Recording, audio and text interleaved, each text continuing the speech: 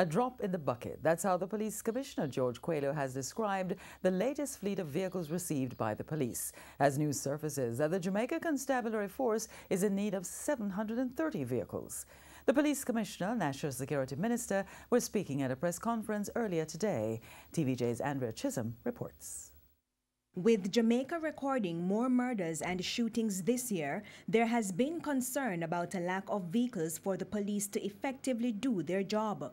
On Tuesday, the National Security Minister officially handed over 70 of the promised 97 vehicles to the police, with the remainder to be delivered by Wednesday.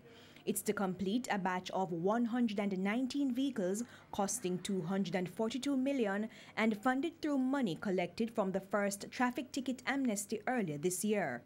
For Police Commissioner George Coelho, "Whilst Minister, we say thanks.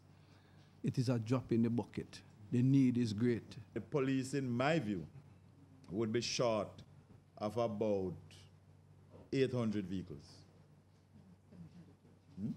732, the PS tells me. National Security Minister Robert Montague says another 30 vehicles should be delivered by Friday.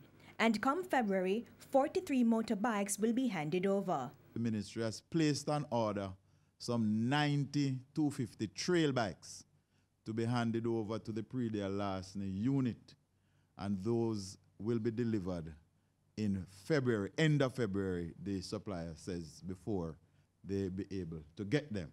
But what about O'Brien's International Car Sales and Rental, their failure to deliver all 200 pre-owned police vehicles to the government and the 66 cars sitting on the wharf? A team from the ministry is meeting with O'Brien's and the Attorney General's chambers, because they too are in discussions and negotiations how best to get them off the wharf without the taxpayers of Jamaica being out 1 cent. The latest batch of vehicles was from 2 used car dealers in Jamaica and 2 new car dealers. Andrea Chisholm, TVJ News.